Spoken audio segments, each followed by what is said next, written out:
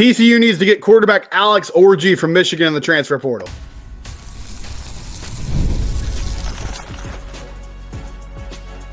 You are Locked On Horned Frogs, your daily podcast on the TCU Horned Frogs. Part of the Locked On Podcast Network, your team every day. Thank you for making Locked On Horned Frogs your first listen. We're brought to you today by FanDuel. Close the NFL season strong with FanDuel at FanDuel.com or on the FanDuel app. I'm Steven Simcox, your host. I've covered TCU athletics in some form or fashion for the past 12 years. It is transfer portal season, and TCU right now, coaching staff kind of taking some time off, but soon they will get back in action. They will start building on this roster for 2025. What's it going to look like? Where are they going to add? We've already seen some movement. A player on the defensive line, Ansel Denbu, a couple wide receivers, Joseph Manjack. On the outside, Jordan Dwyer from Idaho. Manjack's from Houston. He's going to play in the slot role. Kavarian Barnes, running back from UTSA. There's a few others, but an unorthodox idea that I have come around to over the past week or so. I saw my friend Jeffrey Craig tweet about this. Jeff is the program director at KTCU. And he mentioned when Alex Orji hit the transfer portal, which Alex is a quarterback at Michigan. He's from the DFW area originally. He's from Saxe, Texas. He played his high school ball in a couple different places. He played at Rockwall. He played at Saxe. He played at Dallas Bishop. But he's been committed to Michigan and has been a player there for a few years. This past season, he started 3 games. He hit the transfer portal. He's looking for a new home. The stats are not eye-popping or mind-blowing. 150 passing yards, 3 touchdowns, 2 interceptions. But running the ball, he ran the ball 57 times this year for 269 yards, about 5 yards a carry. In 2023, he ran the ball 15 times for 86 yards, 5.7 yards per carry. So he's shown some promise running the football. He's a big physical quarterback, 6'3", 235 pounds. Not really a burner. He has athleticism. You see it on display when you watch him play. I'll link some highlights in the YouTube comments here. The intriguing thing about Alex to me, a lot of the concepts that he was running at Michigan this past season, it was power football.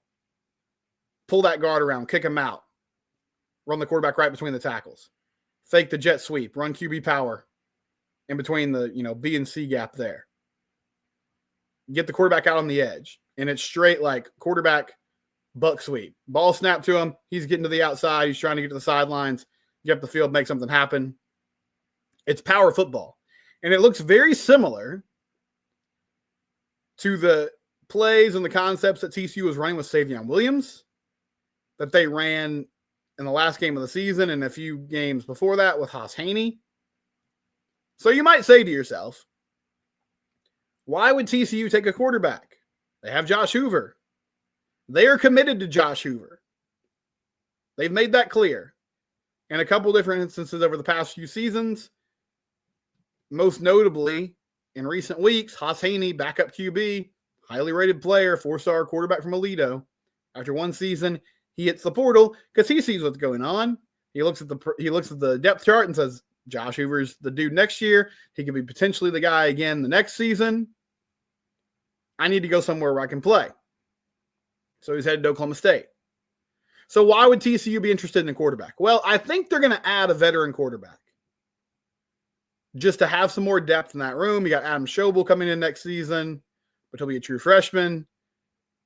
I believe they will add someone as sort of a break glass in case of emergency, be a good locker room presence, be a good influence in the quarterback room, somebody that you can kind of bounce some ideas off of, be a sounding board for Josh Hoover. But if you're going to do that anyway, why not take a chance and go get somebody who can also add another dimension to your offense? I have talked at length over really the entire season, but since the season ended, during the offseason, the short time that it's been, one of TCU's main priorities before they take the field against North Carolina in a few months is they have to establish a run game. And I believe they need to establish a run game in the traditional sense, meaning Jeremy Payne, Nate Palmer. Those are going to be your guys. have them tote the rock, allow them to get positive yards on early downs, establish a ground game, have a more balanced offense. But what Alex would allow you to do, you had so much success with the Savion Williams package, with the Wildcat, Wild Frog formation that you were running. It helped move the chains. It helped balance out your offense a little bit. It gave you some more possibilities in short yardage and in goal line situations. But it was somewhat limited.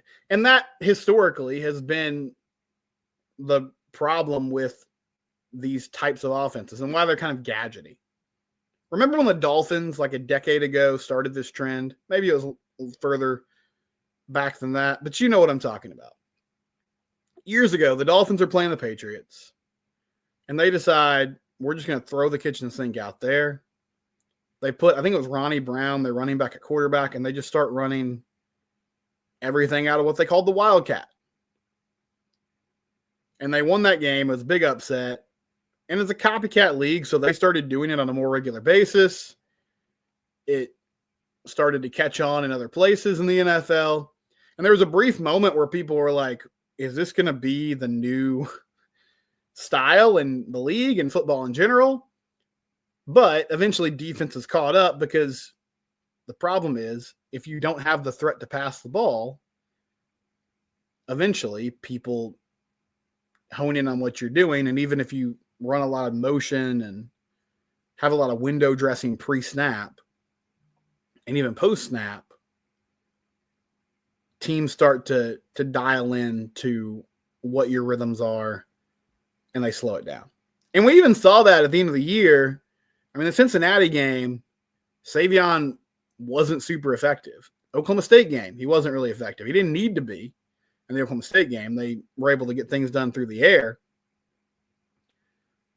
But Alex Orji has shown an ability to throw the ball. He can throw the ball. He's a quarterback. This is a QB that played at Michigan, which won a national title last year. This season wasn't as impressive.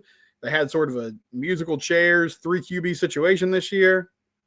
But he was someone they trusted to go make plays. He looked really impressive when he was getting downhill, running the ball in those power situations. But he also, I mean, against Minnesota, he was 10 of 18, only 86 yards, had a touchdown pass, also had an INT. When you watch him play, I mean, everything is pretty close to the line of scrimmage, or at least it was this past season throwing the football. It's a lot of crossing patterns, some bootleg stuff. But that still gives you more variety than what you had this past season. It's not just, hey, on a 4th down, we can roll Savion out and let him float the ball up to Jack Besh. Or maybe we can try to sneak somebody behind the defense and let him wing it. Why they didn't throw the ball with Haas, I don't quite know. But they just chose not to. And there's a narrative out there that Kendall Briles, he really wants a dual threat quarterback. And I feel like that's somewhat true. I believe he even wanted Josh to at least have the threat of taking off. And the reason I say that, even like in the Utah game, which I think was midway through the season, they were still running some zone read concepts with Josh, especially in the red zone. They had at least 2 red zone turnovers where Hoover just butchered the handoff kind of play fake mesh point action with the running back, and it caused turnovers. Against Utah, they had that problem. Against Stanford in the season opener, they had that issue. And so even though Josh wasn't super mobile, and he's not a total stiff. We've seen him run effectively at times. It's just not something he seems comfortable with. And even like being a decoy in zone read situations, he doesn't even seem comfortable with the ball handling aspect of it. Just being able to get the ball, the running back at the mesh point, make a decision, keep it, hand it off cleanly. So there's a dynamic here of like, one, why would Alex Orji want to come to TCU? He obviously wants to start. Well, he's a local guy. I think you can play that angle. I think you can also play the angle of, we're not giving you an opportunity to start, but we will put together opportunities for you to make plays here. This is not just going to be a gimmicky, like you get to run the ball 3 times on 1st and 10 or on 3rd and 1. We'll send you out there to get a first down. But there's some real juice to this. And I feel like for Josh, if he's not sold on this, because I could see him thinking, well, why are you bringing somebody else in that brings a different aspect of the offense that I don't? But in my mind, like at this point, we're talking about professional sports, basically. This is free agency. That's what we're in right now. We're in the free agent portion of the college football professional season. So bring him in on the conversation. Be like, look, you're not comfortable being a dual threat guy. We don't have a problem with that. We know what you can do well. We've established that. We've obviously put you in a situation where you can throw the ball to dynamic receivers, make plays, and we're still going to do that. Even with the reps that got taken away from you last year, whether it was Savion or Haas or Nate Palmer in the bowl game, Josh still had plenty of passing attempts in every ball game.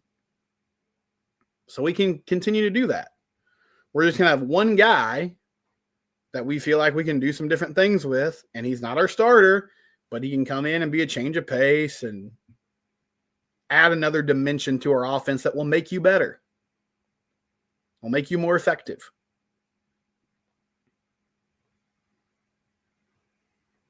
And for Josh, I feel like him getting better at the mobility aspect of his game will be about, can he move outside the pocket and make plays off schedule, make plays on the run? Can he step up, slide around, avoid a sack, roll out, and make a good throw?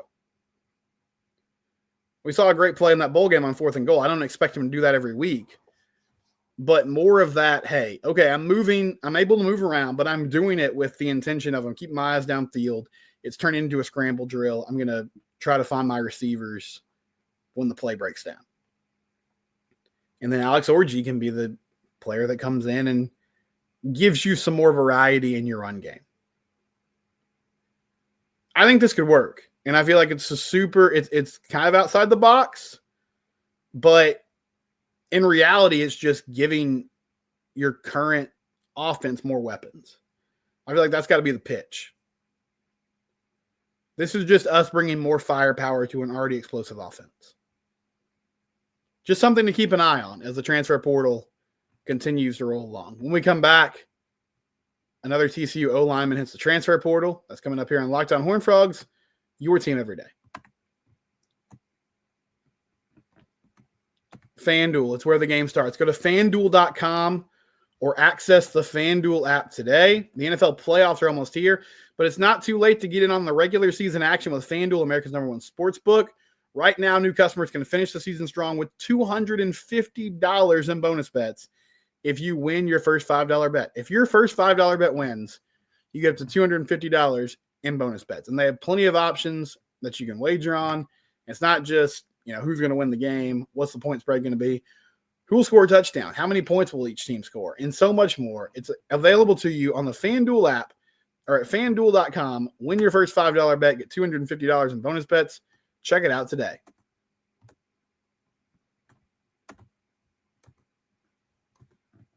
The roster churn continues. TCU offensive lineman Mike Stoker has entered the transfer portal. Mike was out of South Oak Cliff High School, won 2 state titles while he was there at Oak Cliff, and he came in that first Sonny Dykes recruiting class in 2023. Didn't really see the field much at all. This will be the end of his second season on campus, and so I guess time for him to either kind of look at the situation and say, well, I guess I need to move on. I'm going to play somewhere else. Was a big physical kid. I mean, 6'4", over 300 pounds. Came in as an interior offensive lineman. I know A.J. Ricker mentioned in the offseason this was a guy that they considered moving to tackle or just kind of shuffling back and forth to see where his best fit was because he had put on some weight and put on some size since getting to TCU. But he's going to try his hand elsewhere and move to another place, trying to find another destination.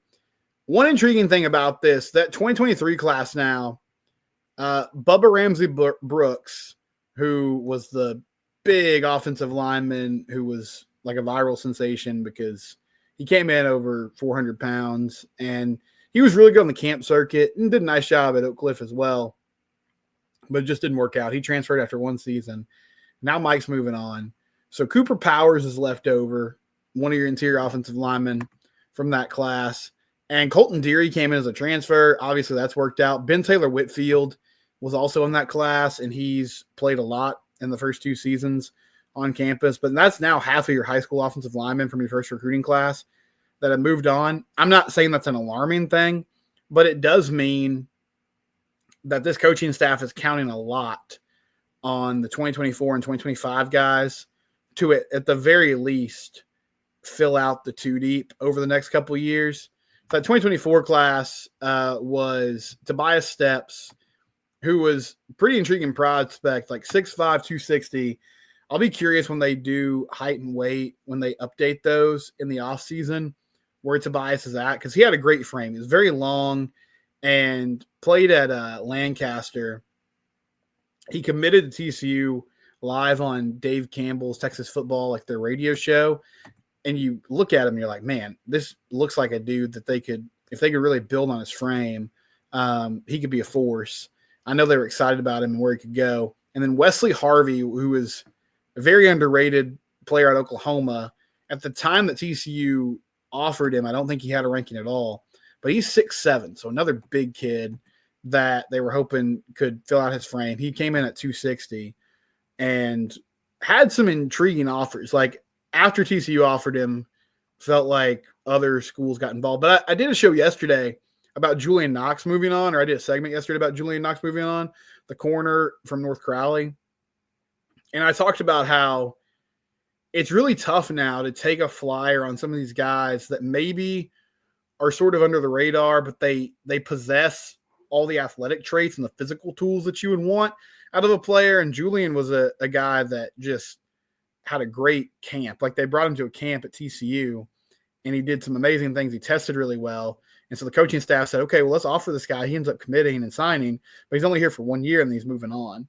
And a lot of that just has to do with the fact that they brought in some corners from the transfer portal. I think a coaching staff change on the defensive side of the ball was a factor there too.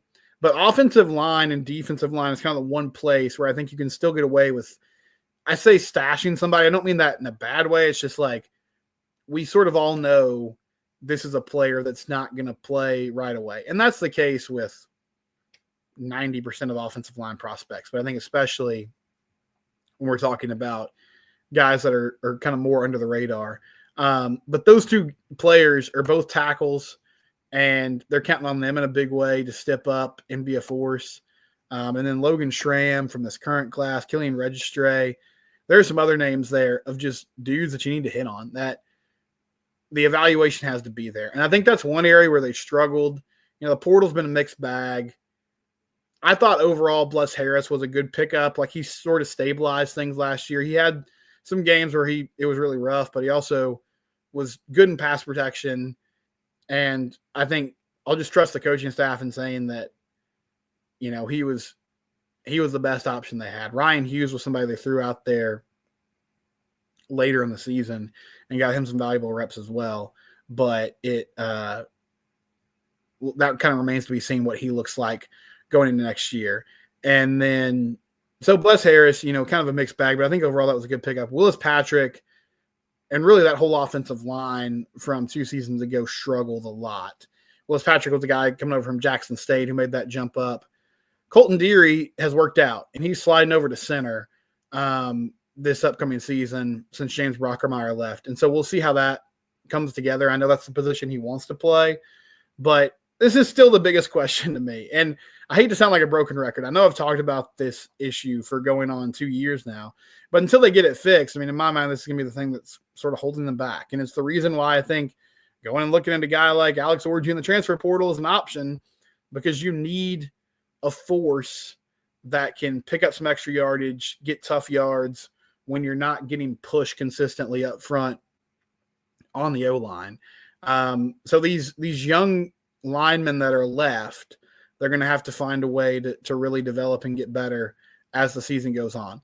But Mike Stoker, he won't be a part of that as he is hitting the transfer portal and test out his options elsewhere. When we come back, we'll talk a little basketball as they get ready from some action this weekend. It's Locked On Horned Frogs, your team every day. Okay, Rocket Money. If you are interested in saving money or just knowing where your money goes, download the Rocket Money app today. Rocket Money helps you find subscriptions that you didn't even know you're paying for. Maybe you're paying for them twice. They have a personal assistant that helps you with your finances. It's a personal finance app that helps you find your cancel your unwanted subscriptions. It helps monitor your spending and helps lower your bills so you can grow up your savings. It brings everything together in one place. Rocket Money has over 5 million users and has saved a total of $500 million in canceled subscriptions, saving members up to $740 a year when using all of the app's premium features. Cancel your unwanted subscriptions and reach your financial goals faster with Rocket Money. Go to rocketmoney.com/lockedon today. That's rocketmoney.com/lockedon today.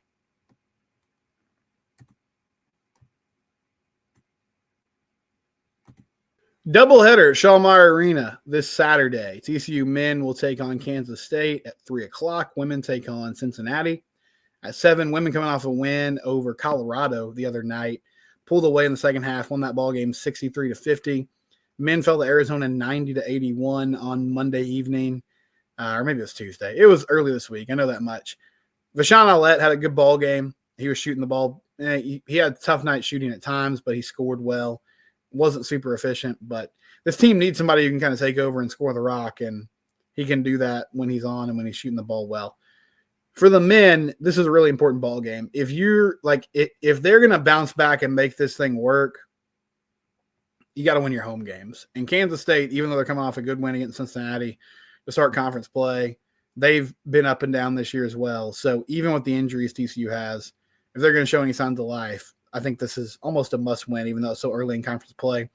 Women continue to try to roll along, get to 3-0 as the conference play starts to churn up, and we see that each and every week. So we'll have plenty of coverage of basketball as the season goes along.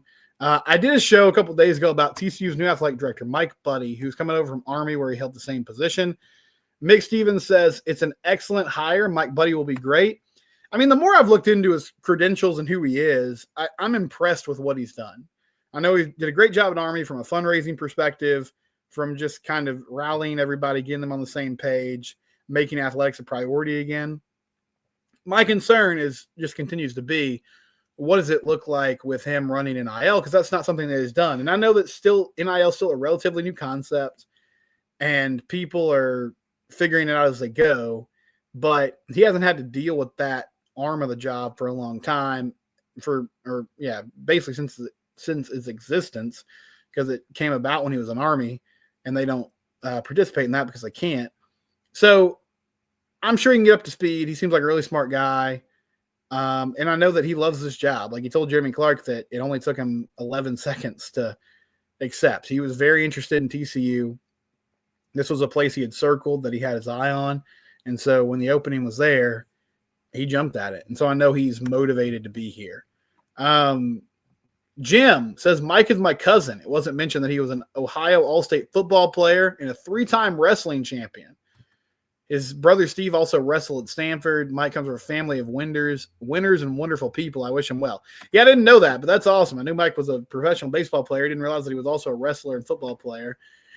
I know he knows athletics. Like, I'm not really concerned about his knowledge of athletics. And at the end of the day, this is a job where it's about relationship building. It's about finding ways to convince people to open up their checkbook and to rub shoulders with industry folks and have a seat at the table when it comes to TV deals and negotiating contracts and those types of things. And he's shown an acumen to get that done. Like at Army, he got them into the American Conference. He was also still able to keep their TV deal with CBS Sports, so they were getting their own revenue source while also having a conference affiliation, which at least gave them the chance. It didn't work out this year, but at least gave them the opportunity to potentially make the college football playoff if things had broke right. And so I'm impressed with his resume. It's just, that one aspect of the job that he hasn't really had to tackle yet. How quickly can he get up to speed on what that entails and what that means? That's the end of the week. We'll be back on Monday, though, with plenty of coverage of basketball and where football goes next. It's Locked On Horned Frogs, your team every day. We're free and available wherever you get your podcast.